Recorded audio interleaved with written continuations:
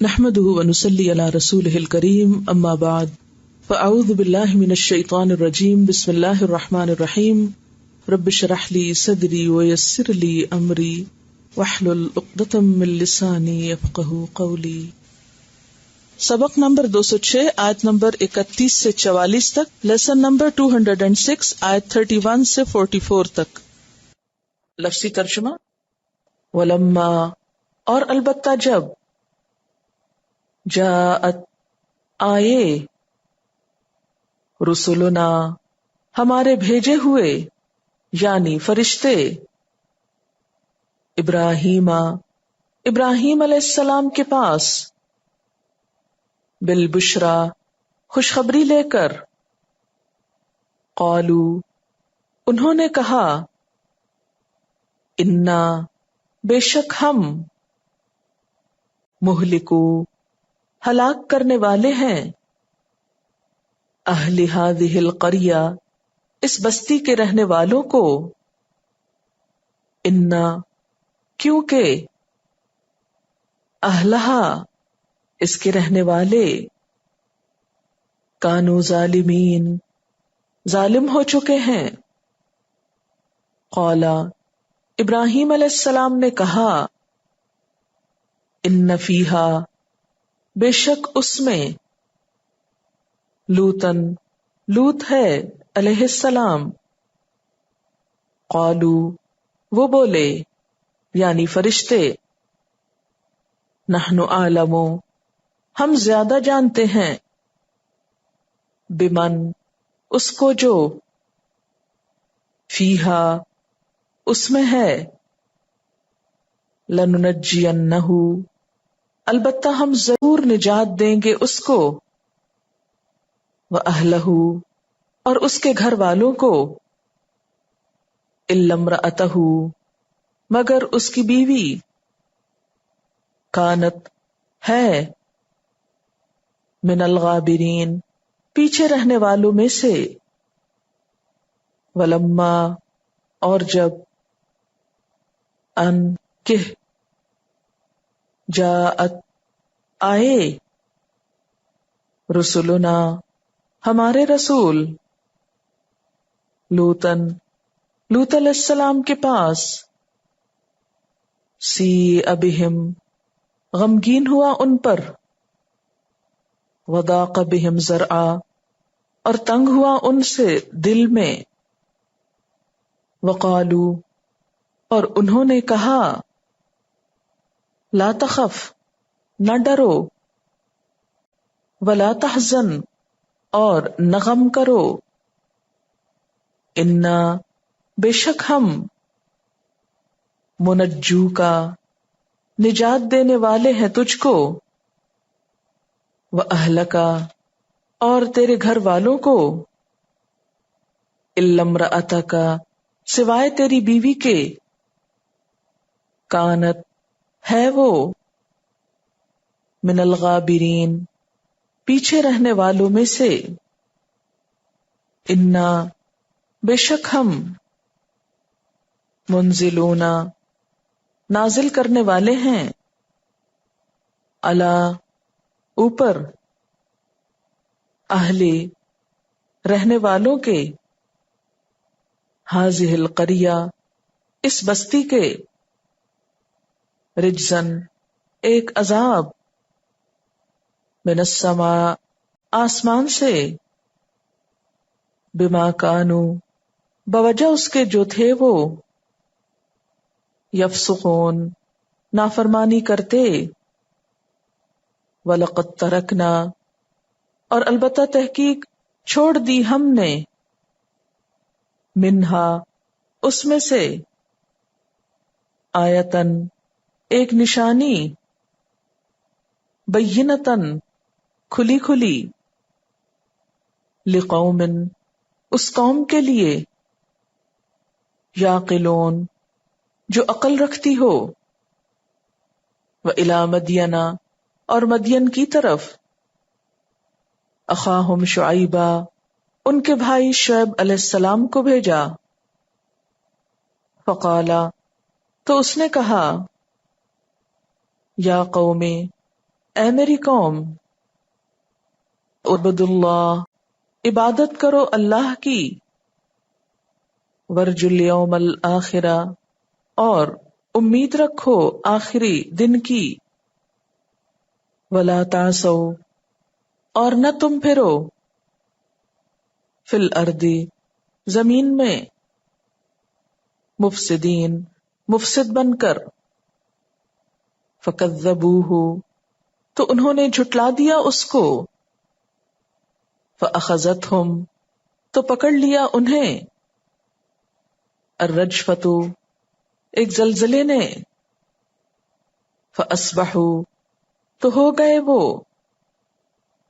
فی دارہم، اپنے گھروں میں، جاسمین، گھٹنوں کے بل گرنے والے، وعادن، اور عاد، وثمودا، اور سمود، وقد تبین، اور تحقیق واضح ہو گیا، لکم، تمہارے لیے، من مساکنہم، ان کے گھروں میں سے، ان کے مساکن میں سے، وزین لہم، اور خوبصورت بنا دیا ان کے لیے، الشیطان، شیطان نے، اعمالہم، ان کے اعمال کو، فصدہم، تو اس نے روک دیا ان کو، عن السبیل، راستے سے، وکانوا،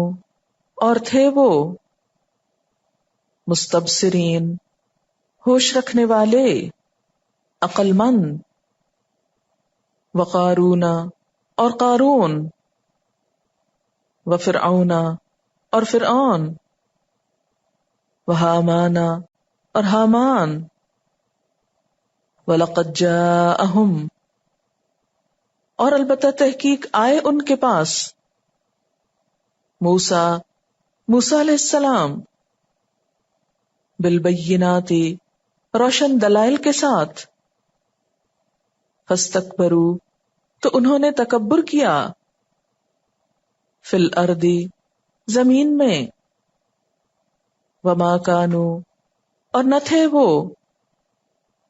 سابقین، سبقت لے جانے والے، فکلن، تو ہر ایک کو، اخذنا، پکڑ لیا ہم نے، بذنبہ، اس کے گناہ کے ساتھ، فمنہم، تو ان میں سے، من، جن کو، ارسلنا، بھیجی ہم نے، علیہ، اس پر، حاصبا، پتھروں والی، ومنہم، اور ان میں سے، من، جس کو، اخذت ہو، پکڑ لیا اس کو، الصیحۃ، دھماکے نے، ومنہم، اور ان میں سے، من خسفنا، جن کو ہم نے دھنسا دیا،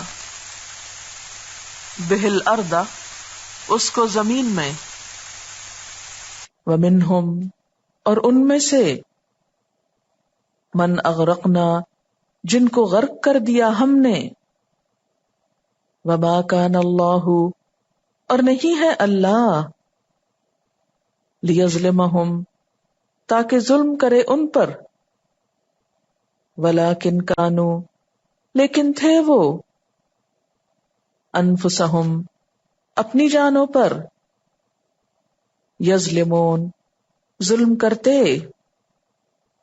مثل الذین، مثال ان لوگوں کی، اتخذوا، جنہوں نے بنا لیے، من دون اللہ، اللہ کے سوا، اولیاء، سرپرست، کمثل العنکبوت، مانند مثال ایک مکڑی کے ہے،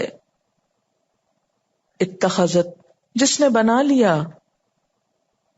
بیتن، ایک گھر، وَإِنَّ، اور بے شک، اوہن البیوتی، سب سے کمزور گھروں میں لبیت العنکبوت، البتہ گھر ہے مکڑی کا، لو کانو، کاش کے ہوتے وہ، یعلمون، علم رکھتے، جانتے، ان اللہ، بے شک اللہ تعالی، یعلم، جانتا ہے، ما یدعونا، جس چیز کو بھی وہ پکارتے ہیں، من دونہ، اس کے سوا، اسے چھوڑ کر، من شیء، کوئی بھی چیز، وہو العزیز الحکیم، اور وہ زبردست ہے، حکمت والا ہے، وتلک الامثال، اور یہ مثالیں، نضربها، ہم بیان کرتے ہیں ان کو، للناس، لوگوں کے لیے، وما یعقلها، اور نہیں سمجھتے ان مثالوں کو، الا العالمون، مگر عالم لوگ، جاننے والے، خلق اللہ السماوات، پیدا کیا اللہ نے آسمانوں کو، والارض، اور زمین کو، بالحق، حق کے ساتھ، ان فی ذالک، یقیناً اس میں، لآیۃً، البتہ ایک نشانی ہے، للمؤمنین ابراہیم بالبشری، ولما، اور جب، جاءت، آئے، رسولنا، ہمارے بھیجے ہوئے یعنی فرشتے، ابراہیم علیہ السلام کے پاس، بالبشری، بشارت کے ساتھ، خوشخبری کے ساتھ، یعنی اسحاق اور اسحاق کے بعد یعقوب علیہم السلام کی، قالو، کہنے لگے، یعنی خوشخبری کے ساتھ ہی ایک اور پیغام بھی تھا، انا مہلکو اہل ہذہ القریہ، انا، بے شک ہم، مہلکو، ہلاک کرنے والے ہیں، اصل میں یہ مہلکون تھا اور مہلک کی جمع ہے، اہل ہذہ القریہ، اس بستی والوں کو، سدوم کے رہنے والوں کو، ان اہلہا، بے شک اس کے رہنے والے، کانو ظالمین، وہ ظالم تھے، اور یہاں ظلم سے مراد ان کا انکار اللہ کے پیغمبر کی بات کو ماننے سے اور غلط باتوں کو چھوڑنے سے۔ قال، کہا، کس نے؟ ابراہیم علیہ السلام نے، کیا؟ ان فیہا لوطا، بے شک اس بستی میں تو لوط بھی رہتے ہیں۔ قالو، فرشتے کہنے لگے، نحن اعلم، ہم خوب جانتے ہیں، بمن فیہا، جو بھی اس میں ہے، نیک یا بد، اچھے یا برے، مومن یا شریر، جو بھی ہیں ہم ان سب کو جانتے ہیں، لننجینہ، البتہ ہم ضرور نجات دے دیں گے اس کو، بچا لیں گے اس کو، نون جیم یہ، وَأَهْلَهُ، اور اس کے گھر والوں کو، إِلَّا امْرَأَتَهُ، مگر اس کی بیوی، كانت من الغابرین، ہے وہ پیچھے رہنے والوں میں سے، غابر کی جمع، غابر کا لفظ غبار سے ہے، جیسے کسی قافلے کے جانے کے بعد غبار باقی رہ جاتا ہے، اسی طرح باقی اہل ایمان بچا لیے جائیں گے اور وہ پیچھے عذاب میں باقی رہ جائے گی۔ یہاں پر ہم دیکھتے ہیں کہ اللہ تعالیٰ اپنے فرشتوں کو بیک وقت دو مہمات پہ بھیجتے ہیں، ایک ہی وقت میں خوشخبری بھی ہے اور عذاب کا فیصلہ نافذ کرنے بھی آ رہے ہیں۔ فرق کس چیز کا ہے؟ کس کے لیے خوشخبری ہے اور کس کے لیے عذاب کا فیصلہ ہے؟ اللہ تو ایک ہی ہے اور اس کا حکم بھی عدل پر مبنی ہے۔ تو ابراہیم علیہ السلام جو اللہ کے تابعدار اور فرما بردار تھے، ان کے لیے جیسے کہ پچھلی آیت سے پتہ چلتا ہے کہ دنیا میں اجر کا فیصلہ کیا اللہ نے، دنیا میں بھلائیاں عطا کرنے کا ان کے ایمان اور قربانی کی وجہ سے، تب اس کا عملی ثبوت یہاں پر نظر آ رہا ہے۔ اور دوسری طرف اللہ کے نافرمان لوگ، اللہ نے قیامت کے دن تو فیصلے کے لیے رکھا ہی ہے، لیکن دنیا میں بھی اللہ تعالیٰ انسان کو اس کی اچھائی یا اس کی برائی کا انجام دکھاتا ہے۔ اور پھر وجہ بھی بتا دی گئی کہ اس بستی کو کیوں ہلاک کریں گے، کیونکہ اس کے رہنے والے ظلم کر رہے ہیں۔ اس سے یہ بات بھی پتہ چلتی ہے کہ انسان کا اللہ کے حکم کو نہ ماننا اپنی ہی جان پر ظلم ہے۔ اور وہ ظلم اس کے اپنے ہی لیے نقصان دہ ہوتا ہے۔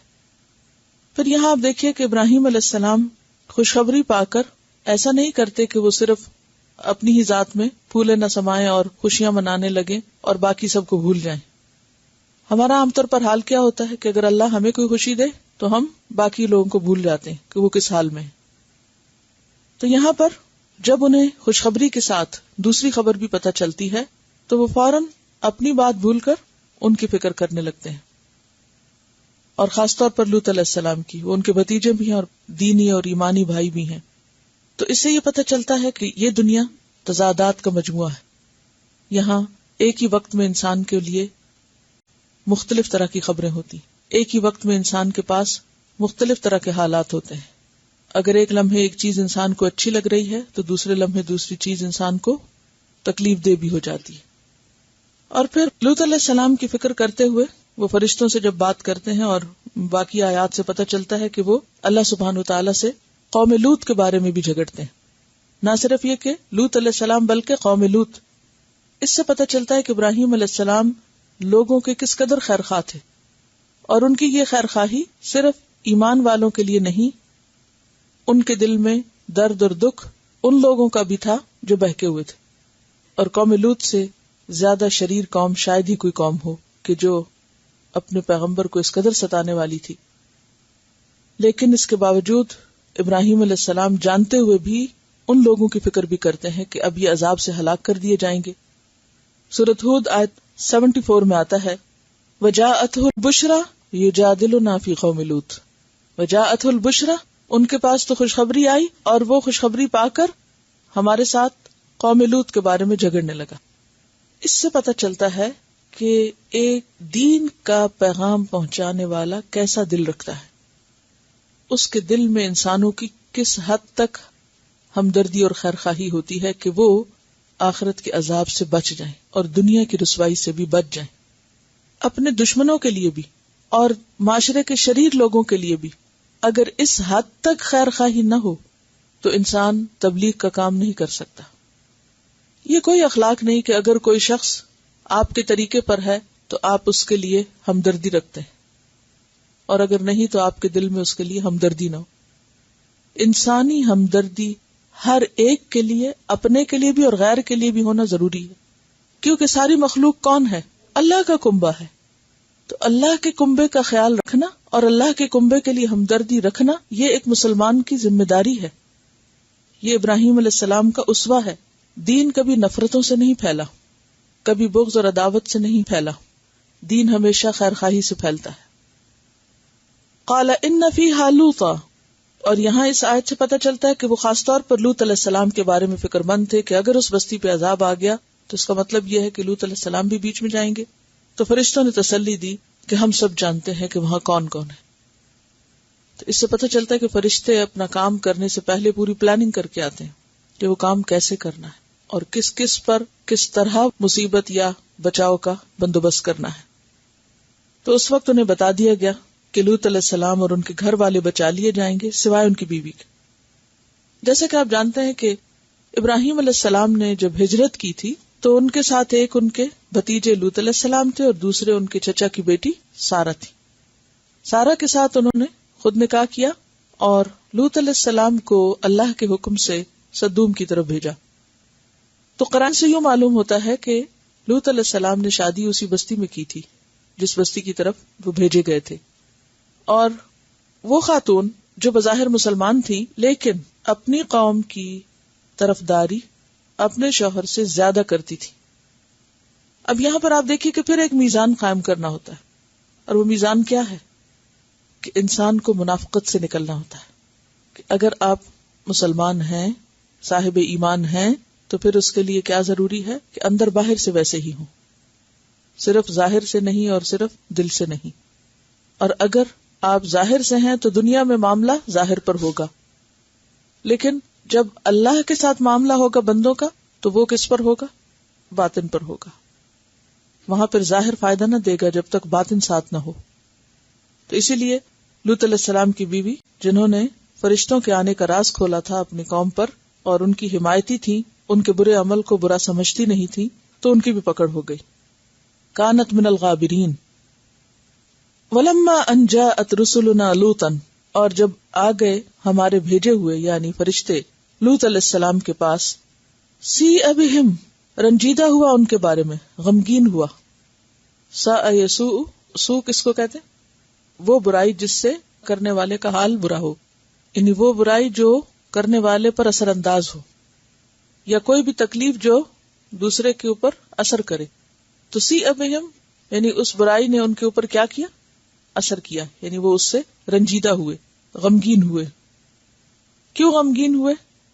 کیونکہ فکر مند ہوئے کہ اب قوم تو ان کو نہیں چھوڑے گی، یہ میرے مہمان ہیں. انہیں نہیں معلوم تھا کہ یہ کوئی فرشتے. وَضَاقَ بِهِمْ ذَرْعًا، اور تنگ ہوا ان کے بارے میں طاقت میں. یہ ایک محاورہ ہے.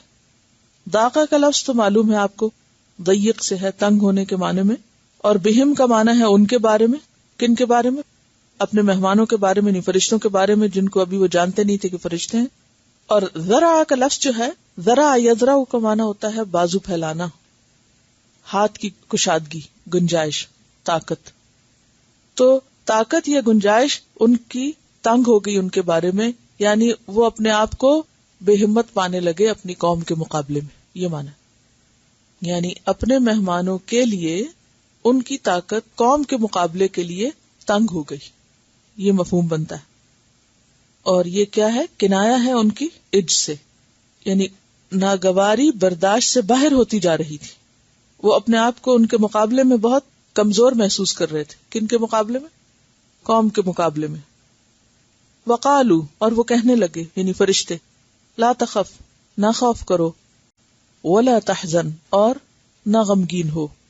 اور یہ آپ دیکھیں کہ ان کی تنگی اور اس تکلیف کے بارے میں سورۃ ہود میں آتا ہے کہ لوط علیہ السلام اس قدر پریشان ہوئے کہ کہنے لگے، لو ان لی بکم قوۃ او آوی الی رکن شدید، کہ کاش میرے پاس کوئی قوت ہوتی یا میں کسی مضبوط سہارے کی پناہ لیتا. تو فرشتوں نے کیا کہا؟ یا لوط انا رسل ربک، کہ اے لوط ہم تیرے رب کے بھیجے ہوئے ہیں. لن یصلوا الیک، تیرے پاس ہرگز نہیں پہنچ سکیں گے، کچھ نہیں کر سکیں گے. اور یہاں کیا کہتے ہیں؟ انا منجوک، بے شک ہم تجھ کو بھی بچا لیں گے، واہلک، اور تیرے گھر والوں کو بھی، الا امرأتک، سوائے تیری بیوی کے. قرآن میں جتنی دفعہ بھی ان کے گھر والوں کو بچانے کا ذکر آتا ہے تو لازمی طور پر بیوی کے نہ بچائے جانے کا ذکر آتا ہے. کانت من الغابرین، وہ پیچھے رہنے والوں میں سے، یعنی وہ تیرے ساتھ نہیں نکل سکے گی، وہ اپنی قوم کے ساتھ عذاب میں باقی رہے گی ہمیشہ کے لیے. انا منزلون، بے شک ہم اتارنے والے ہیں. منزلون کس کی جمع ہے؟ منزل کی. الا، اوپر، اہل هذه القریۃ، اس بستی والوں کی. بے شک ہم اس بستی والوں پر اتارنے والے ہیں. رجزن، عذاب، من السماء، آسمان سے.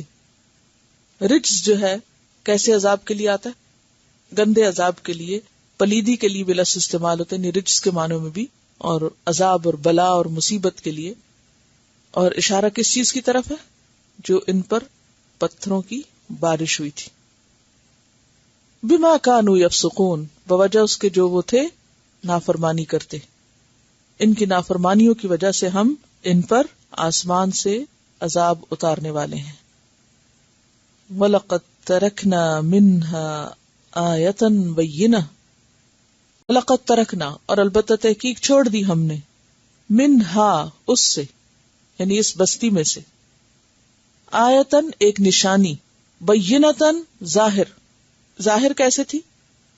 کیونکہ یہ اس کھلی شاہراہ پر بستی تھی اور اس کے آثار کہ جس پر اہل مکہ اپنے تجارتی سفروں میں دن رات گزرتے رہتے تھے، جس کا ذکر سورۃ الصافات میں اس طرح آتا ہے، وَإِنَّكُمْ لَتَمُرُّونَ عَلَيْهِمْ مُصْبِحِينَ وَبِاللَّيْلِ أَفَلَا تَعْقِلُونَ، اور بے شک تم البتہ گزرتے ہو ان پر مصبحین، صبح کے وقت، وباللیل، اور رات کے وقت. افلا تعقلون، کیا پھر تم عقل سے کام نہیں لیتے؟ تمہیں دیکھ کے اس ٹوٹی پھوٹی بستی کے آثار یہ نظر نہیں آتا، سوچ نہیں آتی کہ ان پر کیا گزری، یہ ایسا کیوں ہوا؟ لیکن یہ آثار اور یہ خرابی اور تباہی کس کو سبق دیتی؟ لقوم یعقلون، اس قوم کو جو عقل رکھتی ہو. اب دیکھیے کہ آیات جتنی بھی ہیں خواہ شرعی ہوں یا کونی ہوں، وہ ہر ایک کو فائدہ نہیں دیا کرتی. نشانیاں ہر ایک کو نظر نہیں آتی، صرف عقل والوں کو نظر آتی. اور عقل سے مراد یہاں کون سی عقل ہے؟ عقل رشد، جس سے انسان کو کچھ سبق ملے، کچھ فائدہ حاصل ہو، کوئی نصیحت پائے. دیکھیے دو طرح کی عقل ہوتی ہے نا. ایک تو عام عقل ہوتی کہ جو انسان دنیاوی زندگی کی چیزوں کو بہت اچھی طرح جانتا، سمجھتا، بوجھتا رہتا ہے. یعلمون ظاہرا من الحیات الدنیا وہم عن الآخرۃ ہم غافلون. کچھ لوگوں کی عقل تو بس صرف دنیا کی حد تک کام کرتی، دنیاوی فائدے ان کو خوب سمجھ میں آتے ہیں، دنیاوی نقصان بھی بڑی اچھی طرح پتہ چلتے ہیں، لیکن آخرت سے بالکل بے خبر ہیں، غافل ہیں. اور کچھ لوگ ہر چیز کو اس طرح پرکھتے ہیں، اس نظر سے دیکھتے ہیں کہ وہ ان کی آخرت میں کتنی کام آئے گی، وہ اس کی تہہ تک جاتے ہیں، وہ اس کے دور رس نتائج تک جاتے ہیں. تو اسی لیے فرمایا کہ ان آثار اور کھنڈرات سے گزرتے تو بہت ہیں، لیکن نشانی کس کے لیے؟ لقوم یعقلون، غور و فکر کرنے والوں کے لیے جو اپنی عقلوں کو استعمال کرتے ہیں. اور یہ بھی کہا جاتا ہے کہ بحر میت یعنی ڈیڈ سی جو ہے، اس کے وجود میں آنے کی وجہ بھی یہی ہے کہ اس جگہ کا ایک بڑا علاقہ جو تھا وہ زمین میں دھنس گیا تھا، اور غوطہ خور نیچے تک جا کر ڈوبی ہوئی پانی میں بستیوں کے آثار کا مشاہدہ کر رہے ہیں. ورنہ اس جگہ سمندر کی جغرافیکلی کوئی جگہ محسوس نہیں ہوتی. اگر آپ دیکھیں تو باقی سمندر جو ہیں وہ مخصوص ایریاز میں ہیں، یعنی بالکل خشکی کے اندر کوئی سمندر آپ کو اس طرح نہیں ملے گا. لیکن یہ وسیع خشکی کے ٹکڑے میں ایک جگہ سمندر کا ٹکڑا ملتا ہے جو سی کے لیول پر ہے، تو اس کے اسباب بھی یہی بتایا جاتے ہیں. حقیقت تو اللہ کو پتا ہے. لیکن اس ڈیڈ سی کو اور اس کے قریب کی برباد شدہ بستیوں کو کیا بتایا گیا؟ نشانی بتایا گیا. لیکن نشانی ہے عقل والوں کے لیے، سمجھ والوں کے لیے. اور یہ جو انا منزلون علی اہل ھذی القریۃ رجزا من السماء، تو اس کے بارے میں تفاصیل آپ پیچھے بھی پڑھ چکے ہیں کہ جبرائیل علیہ السلام نے ان بستیوں کو اپنے پر سے نیچے سے اکھیڑا اور پوری کی پوری بستی کو اکھیڑ کر اوپر لے گئے، اور اوپر لے جا کر اس کو واپس الٹ کے زمین پہ دورہ کر کے مارا. اسی لیے اس کو قرآن پاک میں والمؤتفقات اہوا، اندھائی جانے والی بستیوں کو اس نے دے مارا. اہوا کا مطلب کیا ہوتا ہے؟ اوپر سے نیچے گرانا. تو والمؤتفقات اوندھی. افق کا مطلب کیا ہوتا ہے؟ کسی چیز کو اس کے اصل سے پھیر دینا. تب آپ خود سوچیں کہ کسی بھی بستی کے مکانوں کو، اس کے اندر پائی جانے والی ساری چیزوں کو اگر اٹھا لیا جائے تو یہ کوئی معمولی چیز نہیں. اٹھا کے اوپر لے جا کے اور پھر ان کو واپس پلٹ کے زمین پہ پٹخا جائے اور اوپر سے پتھر برسائے جائے، تو یہ کوئی معمولی سزا نہیں تھی. اور پھر اس کے بعد زمین میں بھی دھسا دیا جائے اور پانی میں ڈبو دیا جائے. اور یہ بھی کہا جاتا ہے کہ اس وجہ سے بھی اس کو بحر میت کہا جاتا ہے کہ اسے دیکھ کے بھی، یا اس کے جو آثار ہیں وہ ایک موت کی سی علامت ہے، جیسے ایک ویرانی کی سی کیفیت ہے. لیکن ہر ایک کو وہ ویرانی اس طرح نظر نہیں آتی، وہ سب محسوس نہیں ہوتا، یہ صرف عقل والوں کو ہی محسوس ہوتا ہے. چلیے تلاوت سن لیجیے، پھر اس کا تھوڑا سا احساس کرنا چاہیں تو اگر آپ میں سے کسی نے رولر کوسٹر پر رائڈ لی ہو تو بعض ایسے ہوتے ہیں کہ جس میں پورے کے پورے الٹ کر پھر واپس نیچے آتے ہیں، یا یہ کہ اوپر لے جا کے نیچے پھینکا جاتا ہے. تو اس وقت مضبوط سے مضبوط دل کے مالک بھی ضرور ایک دفعہ ہل جاتے ہیں، اور اس میں تو پکڑا ہوتا ہے، بیلٹس باندھی ہوئی ہوتی ہیں اور پورے انتظام کیے جاتے ہیں اور ایک ایکسائٹمنٹ کے لیے، لیکن معلوم نہیں کس قسم کی ایکسائٹمنٹ ہوتی ہے وہ بھی. لیکن بہرحال تصور بھی دہلا دینے والا ہے. آپ سب جانتے ہیں کہ ابراہیم علیہ السلام جب ہجرت کر رہے تھے تو ان کی عمر 75 ایئرز تھی، 75 سال تھی. ہمارے یہاں 75 سال کی عمر کیا عمر ہوتی؟ گزر گئی، ختم. اب آئندہ زندگی میں کوئی امنگ نہیں، کوئی ہوپ نہیں. ہر چیز سے ریٹائر ہو کر لوگ صرف ایک مایوسی کی زندگی گزارنے لگتے ہیں. ہاں کچھ ایسے لوگ بھی ہوتے ہیں کہ جو بڑی بڑی مہمات اس عمر میں کرتے رہتے ہیں، لیکن بہت ایکسیپشنل کیسز ہوتے ہیں. کل مجھے کسی نے بتایا کہ ان کے ماموں جو ہیں وہ 67 ایئرز کے، اور انہوں نے ابھی ریسنٹلی پیراشوٹ سے جمپ لگائی ہے. تو ہوتے ہیں ایسے لوگ ہر دور میں، لیکن مقاصد فرق ہوتے ہیں. ابراہیم علیہ السلام اس عمر میں جب وہ اللہ کے حکم سے فلسطین جاتے ہیں، وہاں ایک بنیاد ڈالتے ہیں، پھر اس کے بعد وہ مکہ جاتے ہیں اور وہاں جا کر اپنے بیٹے کو چھوڑتے ہیں، بیوی اور بیٹے کو، اور پھر واپس آتے اور پھر واپس جاتے، پھر خانہ کعبہ بناتے، پھر واپس آتے ہیں. یعنی ایک طویل عمر ان کی اس میں گزرتی ہے، جو 75 ایئرز کے بعد ان کی ساری ایفرٹس جو ہیں وہ سامنے آتی ہیں. ٹھیک ہے، ہم یہ کہہ سکتے ہیں کہ اس دور میں لوگوں کی لائف سپین جو تھے وہ زیادہ تھے یا طاقت زیادہ تھی، لیکن میرا خیال ہے کہ جسمانی طاقت سے زیادہ ایمانی اور روحانی طاقت انسان کو اٹھائے رکھتی ہے. اگر آپ کی زندگی میں کوئی مقصد ہے تو آپ بوڑھے ہو کر بھی تھکتے نہیں ہیں، زیادہ سے زیادہ کام کر کے بھی تھکتے نہیں ہیں، آپ تر و تازہ رہتے ہیں، آخر تک جوان رہتے ہیں. لیکن اگر آپ کے پاس کوئی مقصد نہیں تو آپ جوانی میں بھی بوڑھے ہو سکتے ہیں. خیر یہ تو بات کا ایک پہلو ہے. کہنے کا مقصد یہ ہے کہ ان کو اتنی لیٹ ایج میں بیٹے کی خوشخبری مل رہی ہے اور بیٹے کے ساتھ پوتے کی بھی خوشخبری. ایک شخص جس نے زندگی میں سب کچھ چھوڑ دیا، ماں باپ بہن بھائی سب، بس صرف ایک بیوی ہے ساتھ، بھتیجے کو تو اللہ کے حکم سے ایک دوسری جگہ بھیج دیا، تنہا ایک کپل ہے، بوڑھا کپل، لیکن اپنے مقصد کو کس طرح یاد رکھتے ہیں کہ فرشتے ان کے پاس اولاد کی خوشخبری لے کر آتے ہیں. اولاد کی خوشخبری کسی کے لیے بھی بہت زبردست خوشخبری ہوتی ہے. آپ نے دیکھو کہ نیولی میرڈ کپلز کو اگر یہ خوشخبری ملتی ہے تو کس قدر خوش ہو جاتے ہیں. تو کہا یہ کہ ایک بڑھاپے کے حال میں، اور صرف بڑھاپا بھی نہیں ہے، اپنا ملک بھی چھوڑا ہوا، انی مہاجرن الی ربی، اور رشتہ دار بھی، اور رشتہ داروں نے جس طریقے سے نکالا وہاں سے وہ بھی سب سامنے ہے. اس عمر کے حصے میں ایسی جگہ پر ایسے حالات میں خوشخبری ملنا کوئی معمولی خوشی کی بات نہیں تھی. اور پھر خوشخبری صرف ایک نہیں، دو. لیکن اس وقت بھی وہ خوشخبری پا کے اپنا مقصد نہیں بھولتے اور فوراً ہی قوم لوط کے بارے میں فکر مند ہوتے ہیں. جو بھی بامقصد انسان ہوتا ہے وہ اپنی ذات اور اپنی خوشیوں اور اپنے غموں کو اپنے مقصد کے راستے میں حائل نہیں ہونے دیتا. کیونکہ اگر ہماری ذاتی خوشیاں اور ہمارے ذاتی غم مقصد میں حائل ہونے لگ جائیں تو پھر انسان دوسروں کے لیے کچھ بھی نہیں کر سکتا، آگے نہیں بڑھ سکتا.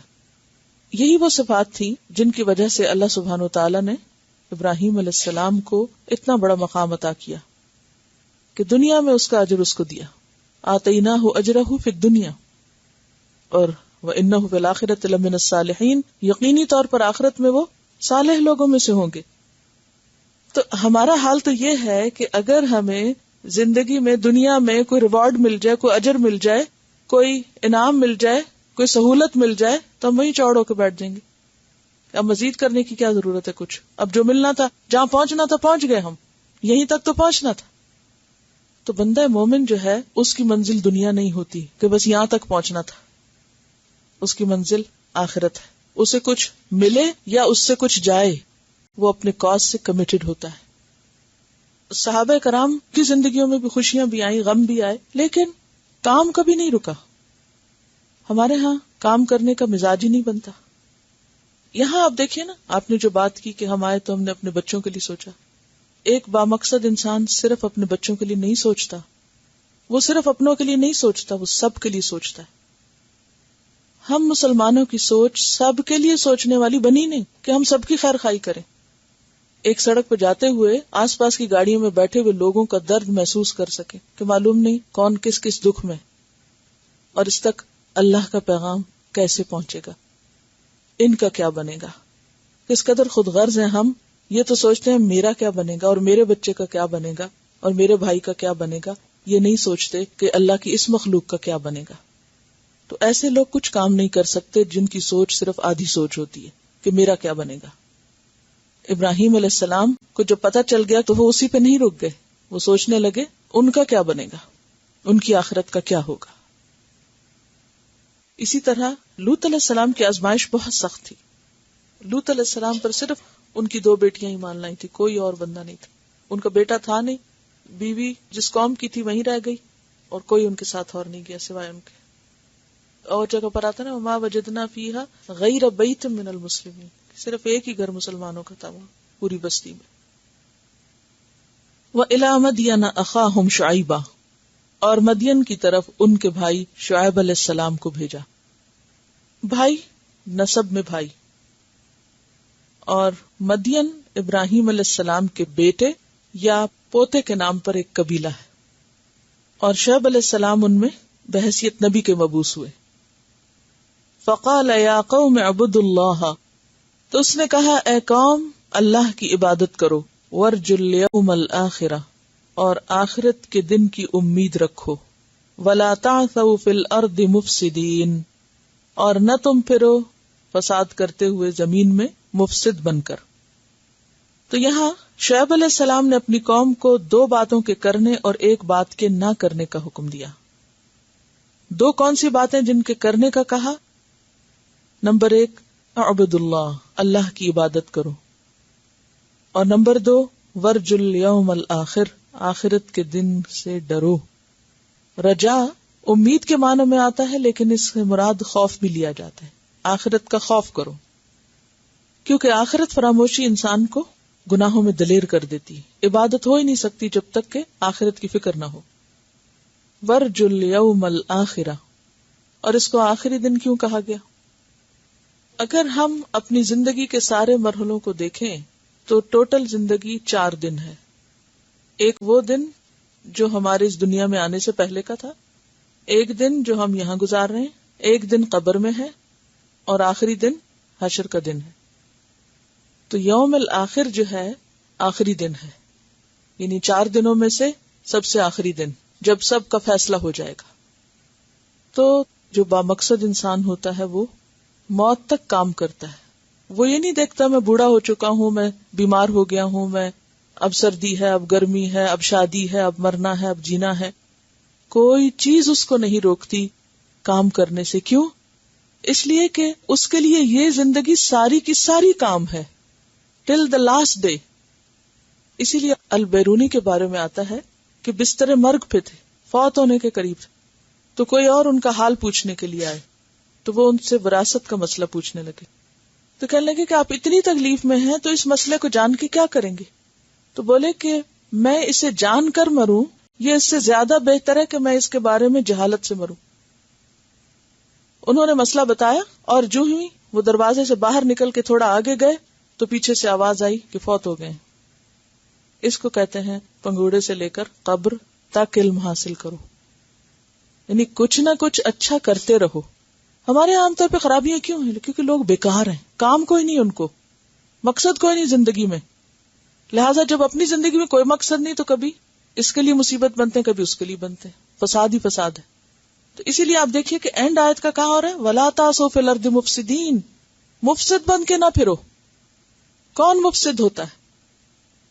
جس کی زندگی میں کوئی درست مقصد نہیں ہوتا، جو آخرت کو سامنے رکھ کے کام نہیں کرتا. اور تعثوا جو ہے حصی فساد کے لیے آتا ہے.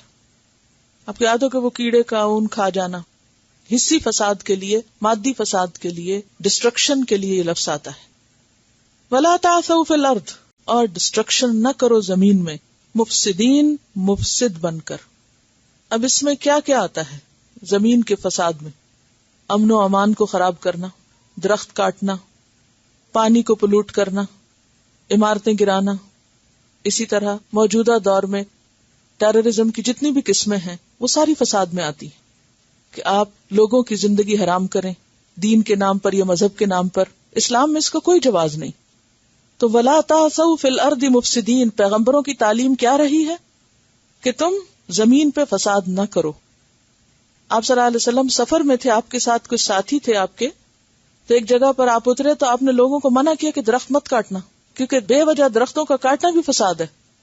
پانی کے استعمال کو بھی محدود کیا کہ اگر تم دریا کے کنارے بھی ہو تو صرف اتنا پانی لو جتنے سے تم وضو کر سکتے ہو، یعنی بیکار میں ضائع نہیں کرو.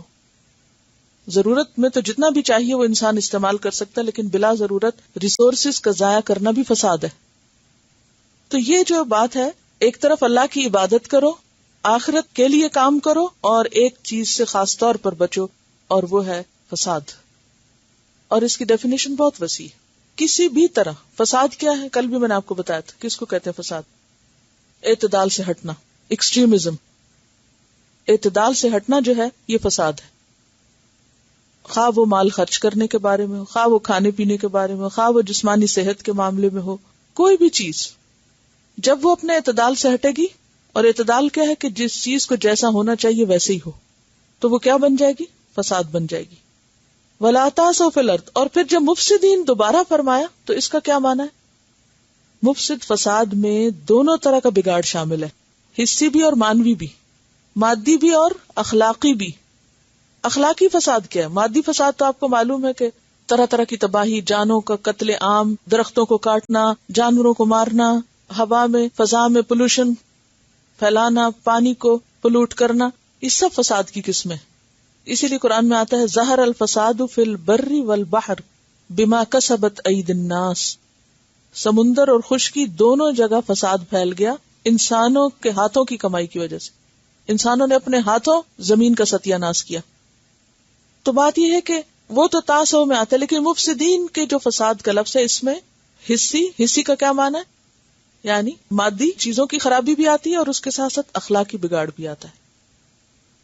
اخلاقی فساد کیا ہے؟ جتنے بھی گناہ کے کام ہیں سب فساد ہے. اللہ کا حق نہ دینا یا بندوں کے حق نہ دینا، یہ سب فساد ہے. کہ تمہارے ہاتھ اور زبان سے کوئی دوسرا محفوظ نہ رہے، یہ سب فساد ہی فساد ہے. لوگوں میں آپس میں لڑائیاں ڈلوانا، دوستوں میں فساد ڈلوانا، رشتہ داروں میں فساد ڈلوانا، کسی بھی جگہ پر باہمی تعلقات کا بگاڑ، افکار کا بگاڑ، ذہنی بگاڑ، دوسروں کو ان کا حق نہ دینا، ماں باپ کی عزت نہ کرنا، قدر نہ کرنا، چھوٹوں پر رحم اور شفقت نہ کرنا، فحاشی کو عام کرنا، اور اسی طرح بہت سی چیزیں اس میں آ جاتی ہیں. یہ سب صورتیں فساد کی صورتیں. آپ جانتے ہیں، پیچھے پڑ چکے ہیں کہ قوم شعیب جو ہے وہ خاص طور پر ایک خرابی کا شکار تھی. تجارت پیشہ قوم تھی اور ڈنڈی مارتے تھے، لین دین میں فیئر نہیں تھے. تو حقوق کی کمی بیشی فساد کہلاتی ہے کہ کسی سے اپنا حق تو پورا لے لینا اور اس کو اس کا حق نہ دینا. اس سے بے چینی اور اضطراب پھیلتا ہے اور یہاں سے پھر بگاڑ آتا ہے، تباہی آتی. اور پھر ذہنی بگاڑ کس کو جنم دیتا ہے؟ مادی بگاڑ کو بھی. جب دلوں کا چین رخصت ہوتا ہے تو پھر نتیجہ کیا ہوتا ہے؟ معاشروں کا چین بھی، سوسائٹی کا چین بھی، امن بھی رخصت ہو جاتا ہے. وَلَا تَعْثَوْا فِي الْأَرْضِ مُفْسِدِينَ فَكَذَّبُوهُ، پس انہوں نے اس کو جھٹلا دیا. کنہوں نے؟ قوم نے. فَأَخَذَتْهُمُ الرَّجْفَةُ، پس پکڑ لیا ان کو زلزلے نے. فَأَصْبَحُوا، پھر ہو گئے وہ فِي دَارِهِمْ جَاثِمِينَ، اپنے گھروں میں اوندھے گرنے والے. 3 دفعہ فا آئی ہے. فَكَذَّبُوا فَأَخَذَتْهُمْ فَأَصْبَحُوا، یعنی شعیب علیہ السلام کی تعلیم کا ان پر کوئی اثر نہیں ہوا، انہوں نے اس کو جھٹلا دیا. کیسے جھٹلا دیا؟ کوئی بات مان کے نہ دی، فساد پہ تلے رہے. فَأَخَذَتْهُمُ الرَّجْفَةُ، تو نتیجہ کیا نکلا؟ زلزلے نے آ پکڑا. ایک اور جگہ پر صیحہ کا لفظ آتا ہے، تو یہ بھی ہو سکتا ہے کہ زلزلہ آنے سے پہلے ایک چیخ ہو، پھر چیخ زلزلے میں بدل گئی ہو، اور یہ بھی ہو سکتا ہے کہ الگ الگ دونوں ہو.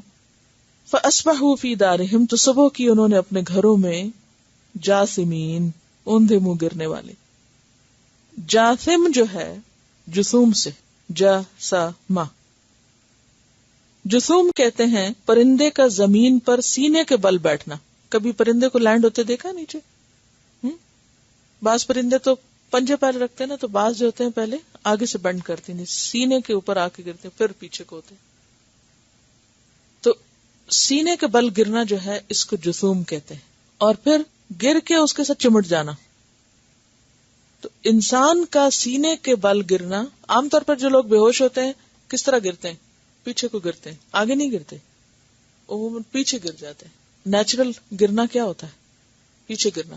لیکن یہ گرنا عبرت کا گرنا تھا، اس لیے خاص طور پر جاثمین کا لفظ آتا ہے کہ وہ جب گرے تو سینے کے بل گرے. تو ظاہر ہے کہ کوئی سینے کے بل گرے تو منہ اس کا کہاں جا کے لگے گا، اور گھٹنوں کے بل نیچے گرے، یعنی مکمل طور پر ان کو عاجز کیا گیا، سرنڈر کیا گیا، ذلیل و خوار کر کے رکھ دیا گیا. وعادم و سمود، اور عاد اور سمود. عاد کہاں تھے؟ احقاف میں، یمن کے قریب، ان کو ہم نے ہلاک کیا.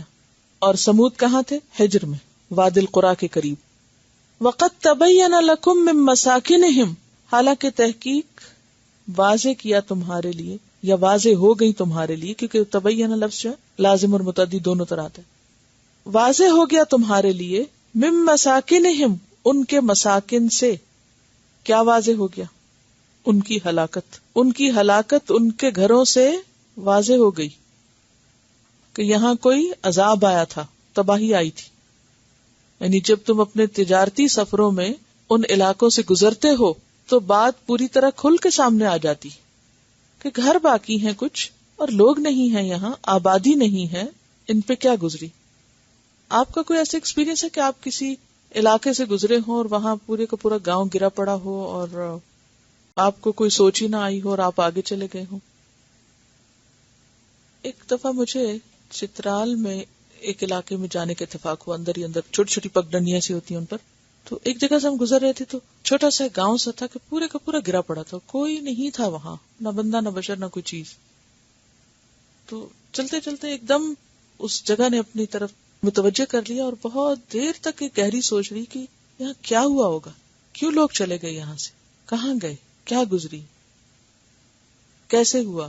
یعنی یہ ہو نہیں سکتا کہ انسان اگر تھوڑی سی بھی سمجھ رکھتا ہو تو کسی ایسی بستی کے پاس سے بغیر سوچے سمجھے گزر جائے اور اس سے کوئی سبق نہ لے اور اس پر افسردہ نہ ہو. تو یہ لوگ جو دن رات گزرتے تھے وہاں سے ان بستیوں کے آر پار، اپنی آنکھوں سے دیکھتے تھے اور سمجھتے نہیں تھے کہ اللہ کا عذاب کیا ہوتا ہے. کوئی ڈھکی چھپی بات تھی ان کے لیے؟ تبین لکم، سب کچھ کھل کے سامنے آ گیا. اور آج آپ دیکھیں کہ ایک جگہ نہیں، بے شمار جگہ دن رات لوگ ٹیلی ویژن پہ بیٹھ کے پروگرام دیکھ رہے ہوتے ہیں، وہ کبھی کوئی علاقہ کبھی کوئی، اور ان کے اندر تک کی چیزیں کھود کھود کے کہاں سے کہاں تک سراغ لگا کے بیٹھے ہیں، لیکن کوئی نہیں سوچتا کہ یہ سب کچھ کیوں ہوا. جی ہاں، لاہور میں شاہی قلعہ آپ دیکھیں، کوئی مقبرہ دیکھیں، کچھ بھی، ہر چیز کو دیکھ کر ایک عجیب سی تکلیف اور افسردگی سی ہوتی ہے، اور انسان سوچتا ہے کہ بنانے والوں نے کیا سوچ کے بنایا. اور موئنجو کا علاقہ، کوئی بھی کھنڈر، کوئی بھی بستی، کوئی بھی ویران جگہ، خواہ کوئی ایک گھر ہو یا بستی ہو پوری، انسان کو بہت کچھ سبق سکھاتی. ایسے کھنڈرات تو خود بول بول کے بتاتے ہیں کہ یہاں پر کیا گزرا اور کیوں گزرا. یہ آپ دیکھیں پچھلی آیت میں بھی جو 3 دفعہ تکرار ہوئی ہے فا کی، تو اس سے کیا پتہ چلتا ہے کہ وجہ کیا تھی، سبب کیا تھا اور نتیجہ کیا نکلا. یعنی کاز اینڈ افیکٹ کی جو تھیوری ہے پوری طرح واضح ہوتی. تو یہاں بھی وہی چیز اپلائی ہو رہی ہے کہ یہ سب کیوں ہوا. وَزَيَّنَ لَهُمُ الشَّيْطَانُ أَعْمَالَهُمْ فَصَدَّهُمْ عَنِ السَّبِيلِ. یہ تھی ان کی مشکل، آراستہ کر دیے تھے ان کے لیے، خوبصورت بنا دیے تھے ان کے لیے شیطان نے ان کے اعمال، یعنی غلط کام. فَصَدَّهُمْ عَنِ السَّبِيلِ، تو اس نے روک دیا ان کو راستے سے. وَكَانُوا مُسْتَبْصِرِينَ، اور تھے وہ بہت بصیرت رکھنے والے لوگ، بہت سمجھدار لوگ تھے، عقل مند لوگ تھے، ہوشیار لوگ تھے. لیکن ان کی ساری ہوشیاری کہاں تک تھی؟ صرف دنیا کی زندگی تک. يَعْلَمُونَ ظَاهِرًا مِنَ الْحَيَاةِ الدُّنْيَا وَهُمْ عَنِ الْآخِرَةِ هُمْ غَافِلُونَ. جسے پیچھے بھی آپ نے پڑھا، بَلِ ادَّارَكَ عِلْمُهُمْ فِي الْآخِرَةِ بَلْ هُمْ فِي شَكٍّ مِّنْهَا بَلْ هُمْ مِنْهَا عَمُونَ. کہ انجام سے بے خبر ہو کر سب کچھ صرف دنیا کی نظر سے دیکھتے تھے اور ظاہری کامیابی اور وقتی کامیابی کو ہی اصل کامیابی سمجھتے. گھروں سے انسان کو اٹیچمنٹ بھی بہت ہوتی ہے. اگر کسی کا گھر گرتے ٹوٹتے دیکھتا ہے تو فوراً اپنے گھر کے بارے میں سوچتا ہے کہ وہ تو ٹھیک ہے، سلامت ہے، کوئی ایسی چیز تو نہیں، کوئی اچانک حادثہ اس کو تو نہیں ہو سکتا. اور اگر ذرا سی بھی کوئی ان یوزل سی ہوا چلے یا کوئی آندھی طوفان یا بارش ہو تو پہلا خیال کس کا آتا ہے؟ اپنی جان سے بھی زیادہ بعض اوقات گھروں کا آتا ہے. اگر کوئی لیکیج ہو گیا، سیپیج ہو گیا تو مشکل ہو جائے گی. وَزَيَّنَ لَهُمُ الشَّيْطَانُ أَعْمَالَهُمْ. یہ ایک بڑی اہم بات ہے جس کی طرف ہم سب کو توجہ کرنی چاہیے کہ انسان غلط کام کر رہا ہو اور پھر عقل پہ پردہ پڑ جائے انسان کی اور اپنی غلطی کو کیا سمجھے انسان کہ اچھا کر رہا ہے. یہ بہت ہلاک کرنے والی بات ہے. اور شیطان ایسا کرتا ہے، وہ برائی کو خوشنما بنا دیتا ہے، وہ غلط کو خوبصورت بنا دیتا ہے، وہ بدنما کو اچھا کر کے دکھاتا ہے، اور انسان پھر اپنی غلطیوں پر نازاں ہوتا ہے، اپنی خرابیوں کو اچھائیاں کہہ کے پروجیکٹ کر رہا ہوتا ہے، ان میں اپنے کارنامے سمجھ رہا ہوتا ہے. اپنی کوتاہیاں، اپنی غلطیاں، اپنے گناہ، اپنے برے کام کیا نظر آتے؟ اٹریکٹیو. وَزَيَّنَ لَهُمُ الشَّيْطَانُ أَعْمَالَهُمْ.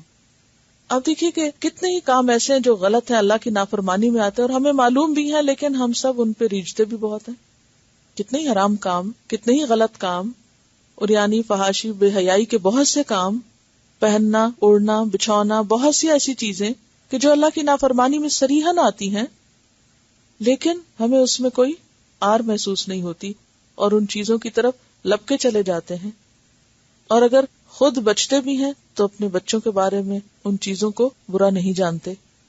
تو زین لہم الشیطان اعمالہم جو ہے یہ بہت ہی قابل توجہ اور غور کے لائق چیز ہے کہ ایک تو انسان چوری کرے اور اوپر سے پھر سینہ زوری کرے اور برائی کر کے اپنی برائی کو جسٹیفائی کرے، اور یہی سبب بنتا ہے فصدہم عن السبیل. یہ ایفیکٹ ہے کس کا؟ زین لہم الشیطان اعمالہم کا. پھر انسان سیدھے رستے سے رک جاتا ہے.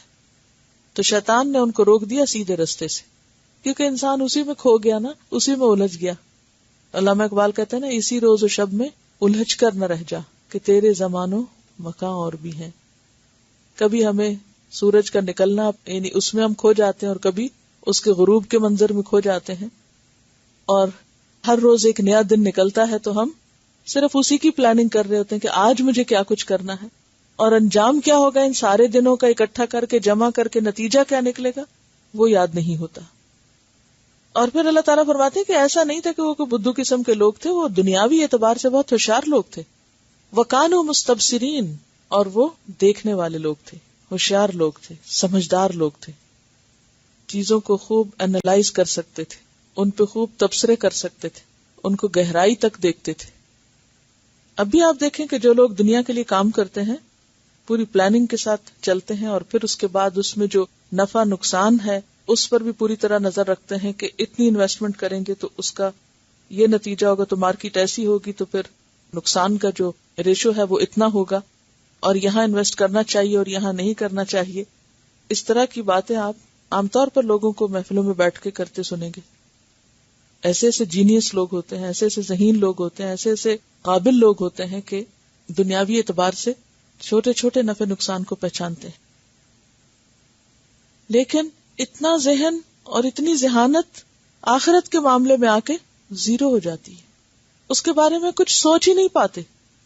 کیوں آخر؟ اس لیے کہ وہ اپنی دنیاوی کامیابیوں پر اس طرح نازاں ہیں، خود کو ایسی چیز سمجھے بیٹھے ہیں کہ آخرت کے معاملے میں بالکل اندھے ہو جاتے ہیں. اور دنیاوی کامیابیاں یا دنیاوی قابلیت یا دنیاوی ڈگریاں رکاوٹ بن جاتی ہیں کس میں؟ حق کو پہچاننے میں، حق کو پانے میں، قبول کرنے میں، اور اس کے مطابق اپنی زندگی کو بدلنے میں. یہ سب چیزیں رکاوٹ بن جاتی. یہی یہاں کہا کہ نا زین لہم الشیطان اعمالہم، جو دنیا ان کے پاس ہے اس پر وہ ایسے فریفتہ ہیں، اتنے مطمئن ہیں کہ اللہ کے راستے کی طرف جانے کی ضرورت ہی محسوس نہیں ہوتی، اور دنیاوی معاملات میں دور دور کے کوڑیاں ملاتے ہیں اور تبصرے کرتے ہیں، اور خوب بصیرت رکھتے ہیں، خوب روشن خیال ہیں، خوب سمجھدار ہیں. وَكَانُوا مُسْتَبْصِرِينَ. لیکن قیامت کے دن ایسے ہی لوگ کیا کہیں گے؟ وَقَالُوا لَوْ كُنَّا نَسْمَعُ أَوْ نَعْقِلُ مَا كُنَّا فِي أَصْحَابِ السَّعِيرِ. وَقَارُونَ وَفِرْعَوْنَ وَحَامَانَ.